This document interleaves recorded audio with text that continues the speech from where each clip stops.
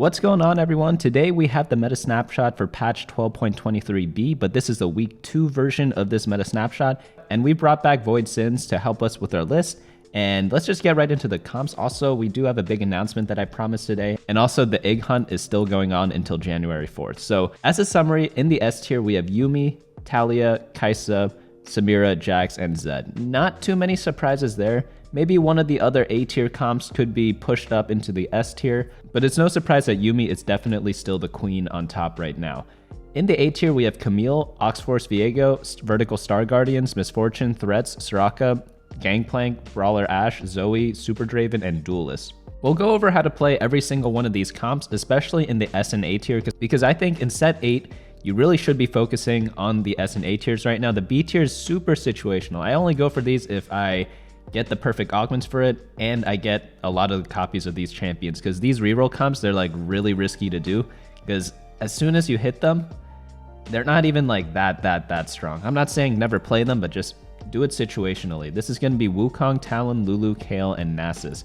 And then in the C tier, we just have Jinx there right now. There are probably other comps there too, but that's all we're going to list out for now until we see a lot more of some of the other builds. So you guys may have noticed, before we had like S plus over here, we maybe had S or S minus in the same areas. So that information, those precise rankings and tiers are only going to be on my OnlyFans, which I just opened at onlyfans.com/BunnyMuffinsLOL. For some reason, BunnyMuffins was already taken. There's no content on that thing, so I don't know if I made that account before and just don't remember the email or something like that, or if like someone actually had intentions of using that exact name, but BunnyMuffins was taken, so you're gonna have to add the LOL at the end. So obviously, I'm not gonna put any explicit images there, but so it's actually like safe for work, I would say.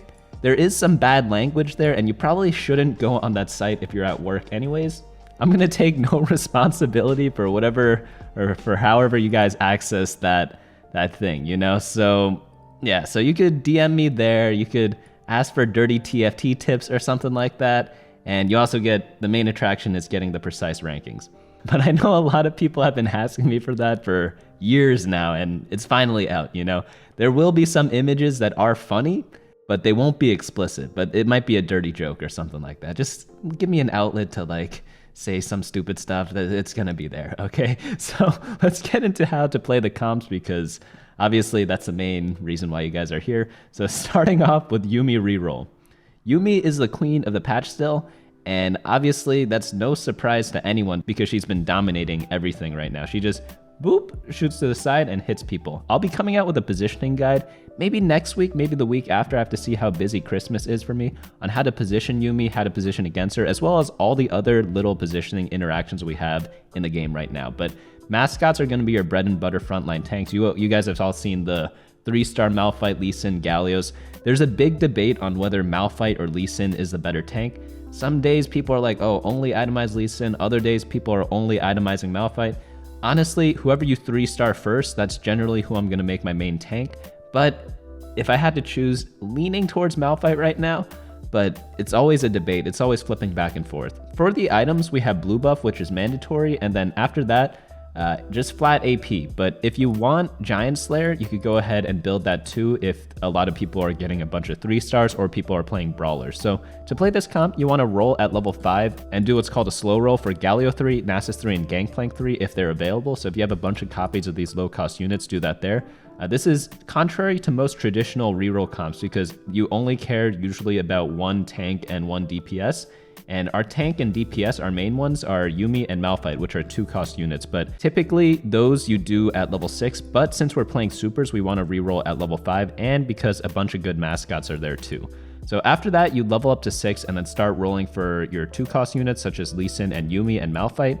And after you 3-star those units, level up and put whatever else you want in there. Just utility units, they could be threat units, they could be like a Sejuani just to CC people. Literally anything is good to go. The least important 3-star in the unit is Gangplank, so don't stay level 5 just for Gangplank 3 if your rig have like Galio and Nasus, for example. For items, it's just blue buff plus AP plus like Giant Slayer, and then tank items, literally anything. But yeah, like for mascots, obviously Warmogs is really good because they do percent health healing. Anything with Resistances is pretty nice. Stone Plate, not as useful because you have like 4 or 5 different tanks in the front, especially if you get like Mascot Emblem, you have like 6 Mascot. You don't really need the Stone Plate because it's hard to get singular focus. So you want a bunch of the multi-tank items, and those are going to be doing pretty well for you there. For the augments, Predatory Precision is the best augment right now according to the data. It's not even close, and that's just because it's fantastic in this comp. So not too much to say there. Let's move on to comp number 2, which is Taliyah Carry. So for Taliyah, there are a bunch of different builds. This one focuses more on Spellslingers. There are ones that are focused on doing Taliyah plus Zed. That one's pretty good too. There's some more into the pure Star Guardian traits, which we'll get into later. But there are a lot of different things you could flex in and out of this comp. Main tank's gonna be Annie. Sometimes it could be Echo also, and we have a bunch of legendaries we could splash in later. Those are all flex units. So remember how I said you could fit Zed in here? Well, you might be asking, what unit should you take out? Well, Janna, Fiddlesticks, and Syndra to start with, because those are legendary units that you probably don't have. So you could play Zed plus a Hacker, plus maybe swap out Sona for a new Star Guardian. A bunch of different things you could do there to switch up your team. And then onto the how to play section. Since it's a 4-cost comp, you want to try to fast 8, but that's a little bit difficult on this patch because of the player damage changes. People die a lot earlier and you take a lot more damage starting from stage 3. So you have to make a big decision to figure out which games you could actually fast 8 on and which games you might need to roll at level 6 or level 5 to kind of stabilize. Typically, the rule I like to use is looking at the strength of the enemy boards and also looking to see how many pairs that I have. For Taliyah items, you could use literally almost anything, so check out this list. Just make sure you have a balance of like damage, maybe damage amplification and ability power, and also things like mana regen. So those are things to look out for.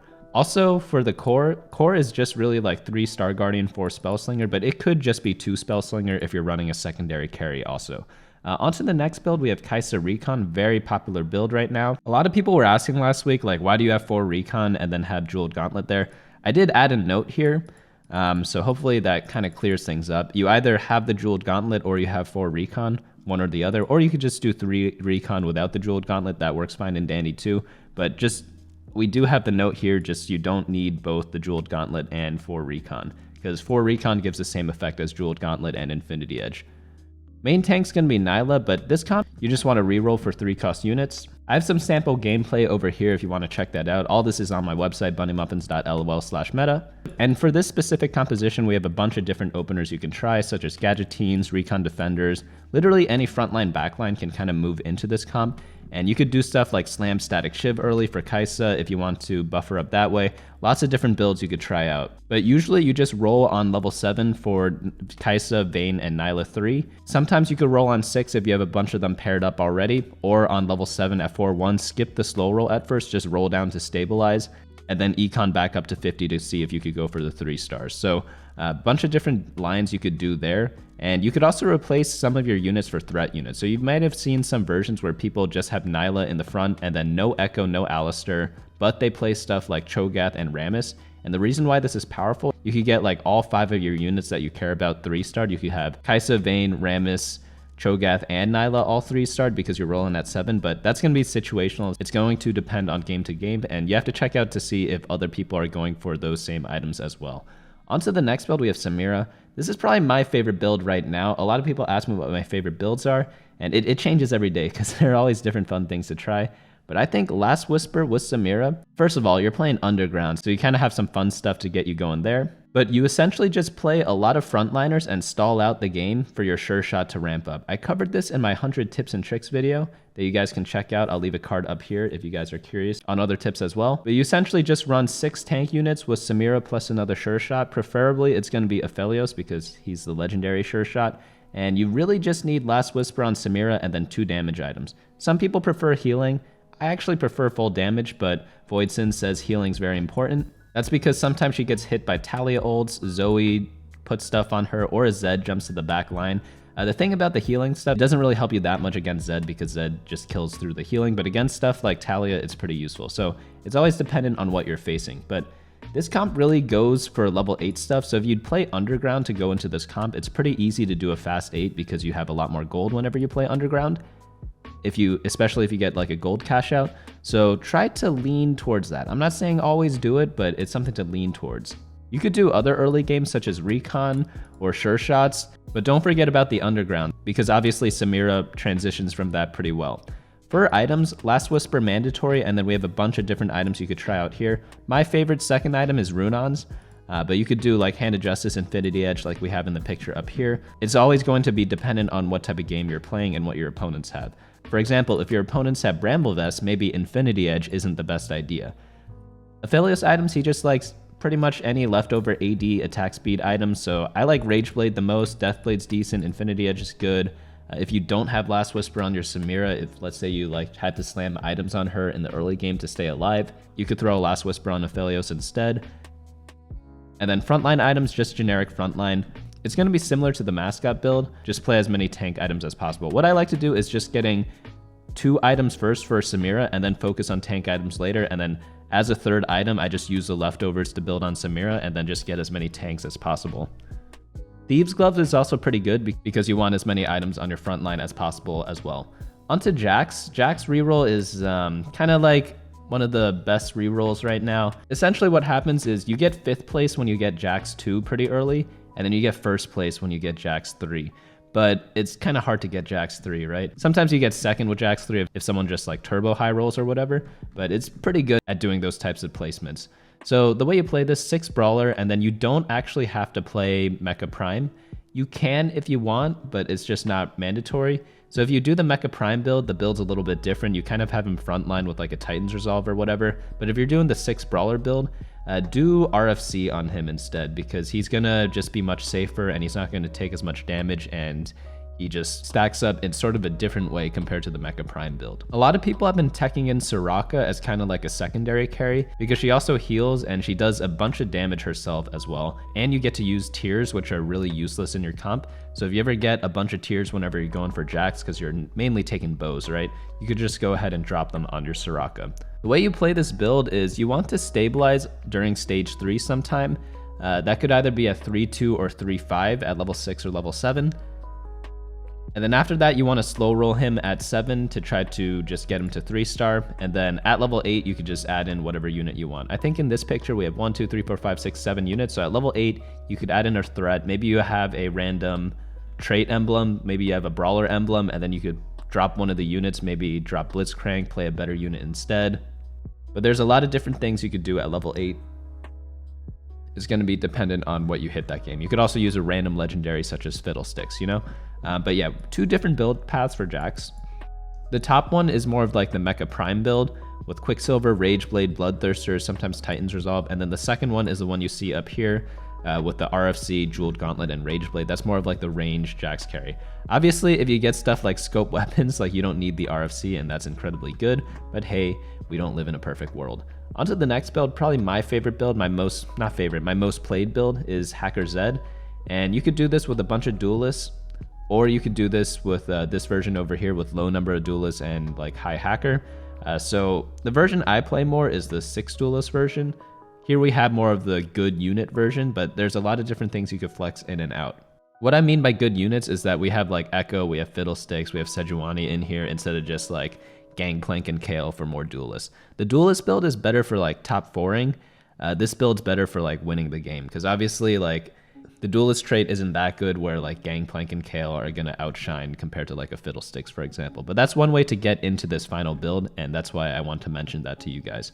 But yeah, the most straightforward way to play this comp is go for 3 Laser Core early, and then just slowly add in more Brawlers, Recons, and then pivot into Zed with Duelists at level 7 or 8. And this is going to depend on what your board looks like. So if you're on level 7 at 4-1, let's say you have a 2-star Vayne already holding your items, you don't need to roll down for Zed, because maybe the 2-star Vayne can kind of keep you until you hit level 8, and then you roll for Zed on 8. But let's say you have like a 1-star Vayne that's holding your items. Maybe you want to roll on 7 to either get the 2-star Vayne or to just get a 1-star Zed to play instead.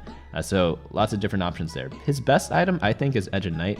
And then after that, the other 2 items, I don't think they actually matter too much. They just need to be 2 damage items, and then you'll be good to go from there. I wouldn't stress too much other than the Edge of Night. Zoe could be a good secondary carry. Also, Aesol works as a secondary carry. Pretty much any threat unit or legendary also works as a secondary carry there. Onto the A tier, we have Camille Reroll. Very dangerous comp, especially if you get the Camille augment. That's mainly where most of its power comes from, but you just want to go to level 6 and then slow roll for Camille 3. The tricky part about this comp is that she's really the only 2 cost you care about, so it's a little bit odd in that sense. But you just play any 3 Renegade and hopefully the admin is something that actually buffs up your Camille. That definitely helps out a lot, if not is mandatory. And then you pretty much just go from there. A lot of attack damage on her is good because that's the way her augment works. It benefits from how much attack damage she has. But there are also a couple of different builds. Like for example, there's a build with Lee Sin, and then we have this build over here that you see now.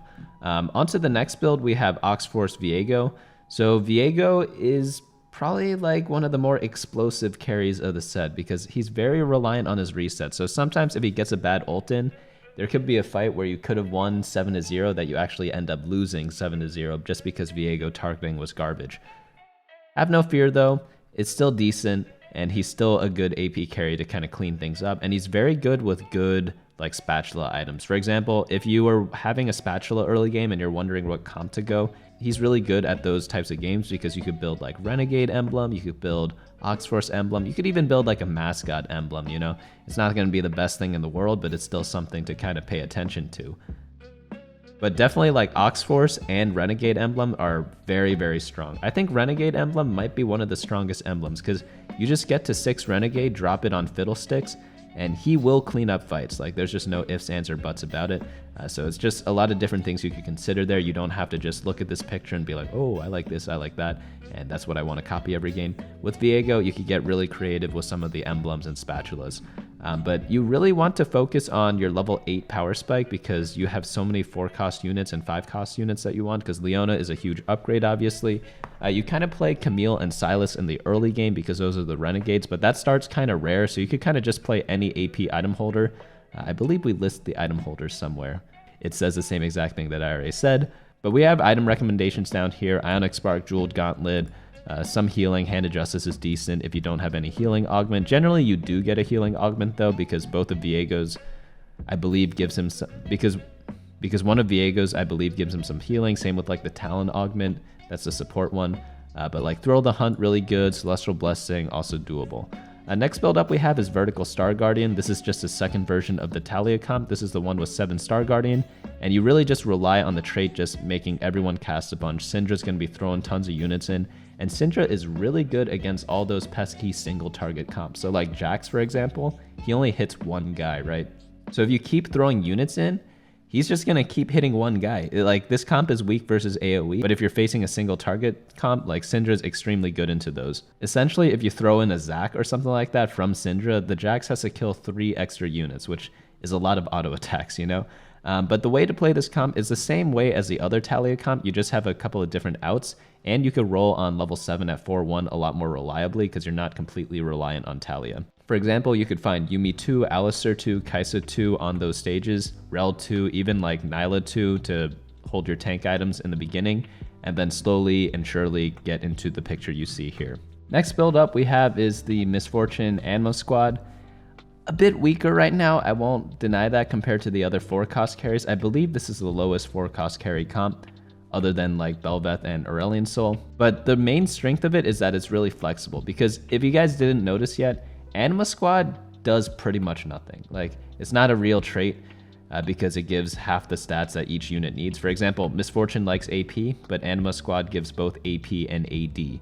Vayne likes AD, but Anima Squad gives both AP and AD. So you get like half the benefit of your trait, so it's a bit more flexible in that sense, but it's not as good. So just keep that in mind. Compare, for example, Spellslinger versus Anima Squad and the amount of AP it gives, and you'll see a very clear picture of what I'm saying. There is some good news with that though. That means you don't have to play that many units, and you could pretty much flex the rest of your team if you play Misfortune. So let's say you're going for AP carry, you're going for Taliyah, you don't hit Taliyah, but you hit a Misfortune, you could just play Misfortune and then play a bunch of tanks, because she doesn't really need that many complementary units. So you have to take advantage of her flexibility because she is much weaker than like a Taliyah if everyone has their exact team that they could choose. But in TFT, you're not allowed to pick and choose your team a lot of the times. And that's where a unit like MF really shines. So you really have to play or be a lot more like skillful whenever you play a comp like MF because you're gonna have to mix and match whatever your shop gives you, which some people like doing, some people don't. So that's gonna depend on you.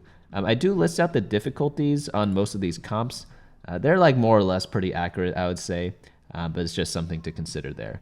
Now onto threats, we have Bel'Veth and Aesol. This is really just a threat comp. Obviously, you want to play this if you have no other things that you hit, or if you have threat level maximum.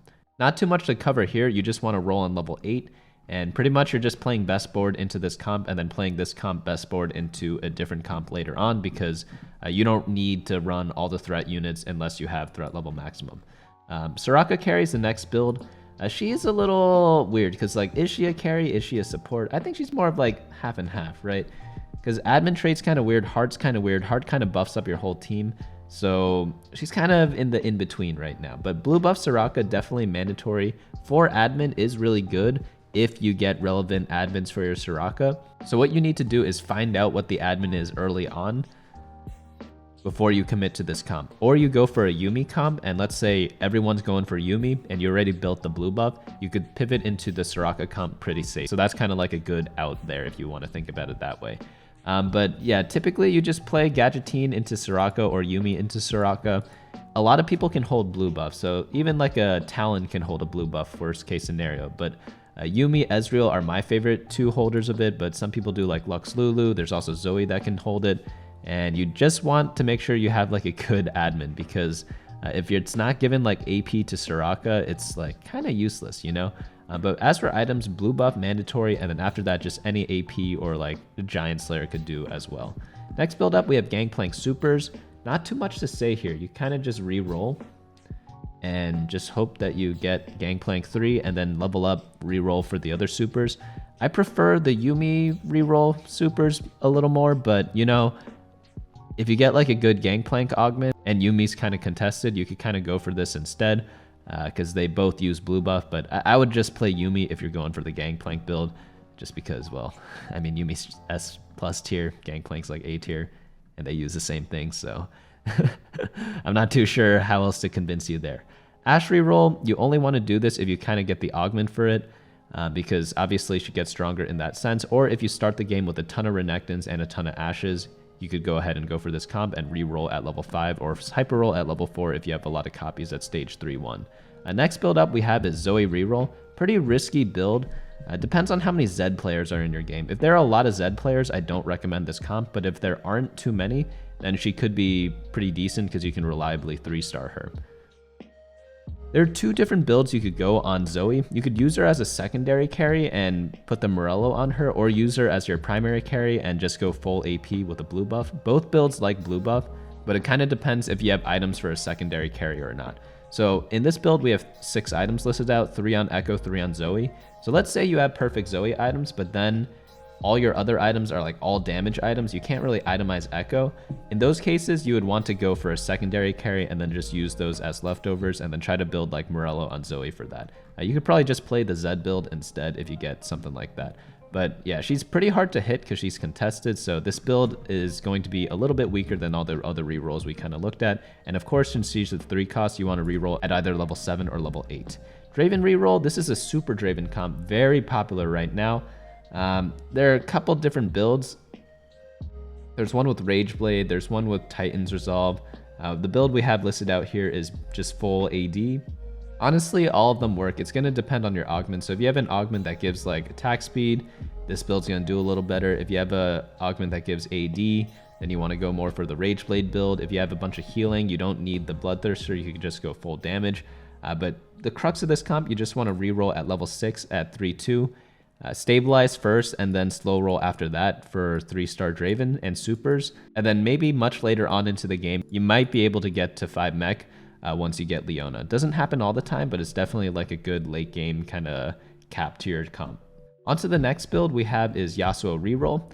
So Yasuo, you really want like his augment that gives him, I believe it's like Omnivamp or something like that, for his carry comp, because if you don't get that, he's just a lot weaker because he's in the front line.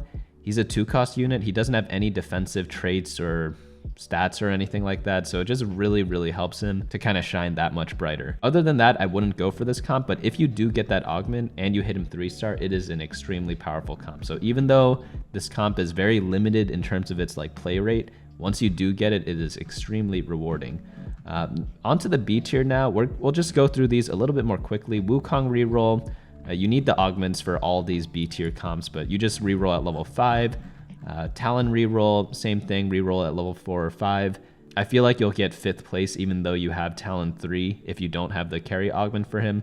But if you're happy with 5th place, maybe up to you, you know, just go ahead and play it anyways. Maybe you don't have any better options that game. Lulu reroll. Why are you playing this when Yuumi exists, you know? So it's like, a lot of these comps, they're not bad. They're just like much better options available. Kayle reroll. If you get the Kayle Ascension augment, then sure.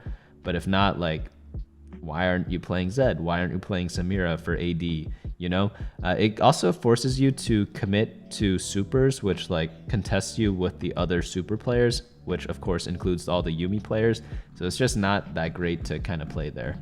Nasus mascot, very interesting with stacks on stacks. Obviously, you only want to go for it in that situation, but with the RFC, it's really, really fun, and a lot of teams can't deal with Nasus. So some of those AoE comps, they just need to focus on killing Nasus. They can't because he's got like 4 mascots cheering him on and healing him up.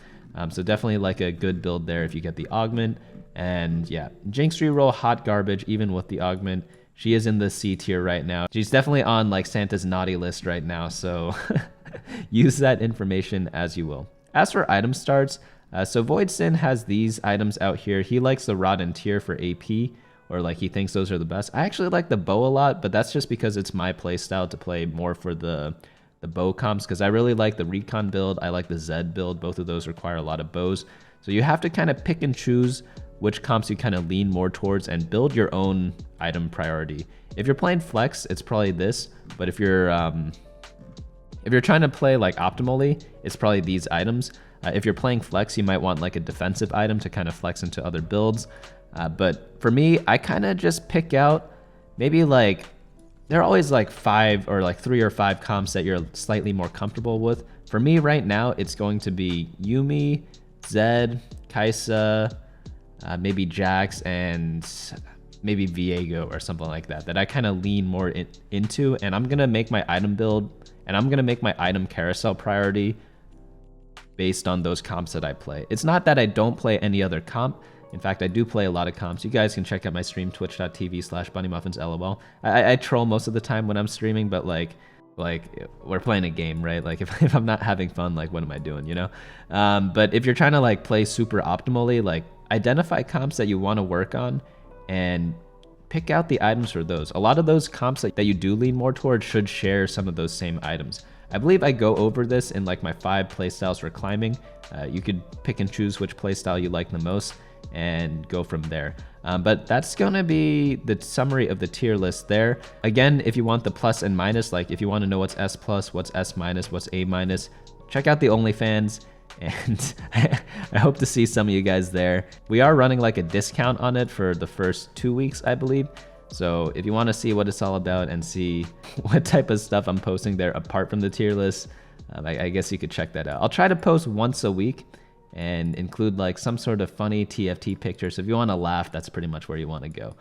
But that's going to be it for me today. Hopefully you guys enjoyed this, and I hope to see you all next week. Hey guys, thanks so much for watching. Don't forget to share and subscribe, and of course smash that like button. Each like is an LP I gain before the next video.